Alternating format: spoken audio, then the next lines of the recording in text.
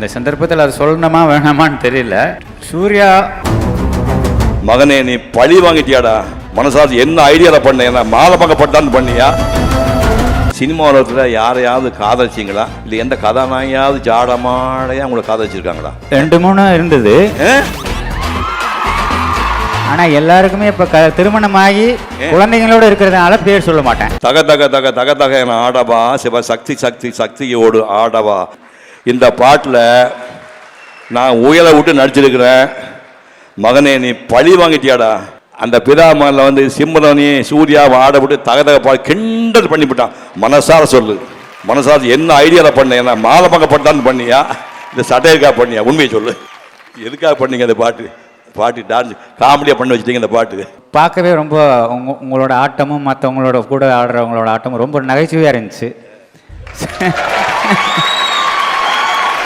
அதான் பாவி உலகம் பூரா பொண்டான்னு ஆனந்த நடத்த நகைச்சுவையாக இருந்துச்சா? உன் மேலே கேஸ் போட போகிறேன் நான். என்னையா இப்படி சொல்கிறாங்க? மகிழ்ச்சி, ரொம்ப சந்தோஷம். இந்த சேதுங்கிற காதல் படத்தின் மூலமாக டைரக்டரான நீங்கள் சினிமா உலகத்தில் யாரையாவது காதலிச்சிங்களா? இல்லை எந்த கதாநாயகியாவது ஜாடமாடையா உங்களை காதலிச்சிருக்காங்களா? 2-3 இருந்தது. ஆனால் எல்லாருக்குமே இப்போ திருமணமாகி குழந்தைங்களோட இருக்கிறதுனால பேர் சொல்ல மாட்டேன். அந்த பெண்களே இப்போ கல்யாணமே குழந்தை குட்டி பற்றிருப்பாங்கன்னு நினைக்கிறேன். ஆமாம், சரி, ஓகே, மகிழ்ச்சி. சினிமா துறையில் நுழையலாம்ங்கிற எண்ணத்தை எந்த படம் பார்த்துக்க தோணுச்சு? காலேஜில் படிச்சுட்டு இருக்கிறம்போது அந்த தேவதாஸ் படம் வந்து ரீரிலீஸ் பண்ணியிருந்தாங்க. என்ன படம் தேவதாஸ்? அதுதான் மறுக்கவே முடியாது. நாகேஸ்வரா வந்து எனக்கு கடைசி நடிக்கும்போது ஒரு மாதம் சாப்பிடாம தலைமுடியெல்லாம் கொட்டி போச்சான். அந்த மாதிரி நடித்த படம் தேவதாஸ். படத்தை பற்றி அது 25வது ஆண்டு நினைக்கிறேன். நுங்கம்பாக்கத்தில் வந்து ஒரு ஃபங்க்ஷனுக்கு வரும்போது நாகேஸ்வரா மேடை ஏறி, நீங்கள் வந்து நாகேஸ்வராவை மறந்துருப்பீங்க, தேவதாசை மறந்துருக்க மாட்டீங்கன்னு சொன்னேன். அப்படி சரித்திரம் படைச்ச படம். பராசக்தி எப்படி நம்ம சிவாஜி சொல்கிறோம், அந்த மாதிரி தேவதாஸ் படம் நாகேஸ்வரா லைஃப்பில் மறக்கவே முடியாத சோக படம்.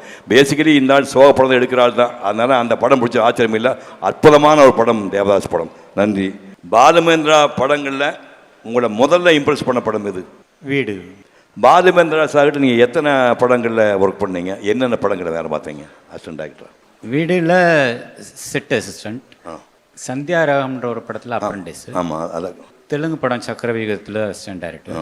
ஒரு தானுசார் ப்ரொடியூஸ் பண்ண வண்ண வண்ண பூக்கள் ஒரு மறுபடியும்.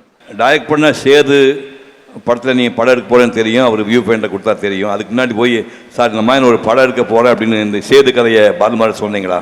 சொல்லணும்னு ஆசைப்பட்டாலும் அவர் கேட்க தயாராக இல்லை. சொல்லணும்னு தோணலையா? இல்லை, நான் ஆசைப்பட்டேன். ஆனால் அதை வந்து அவர் கேட்க தயாராக இல்லை. அது எப்படி இவ்வளோ குரூரமாக சிந்திக்கிறேன்னு கேட்பார்.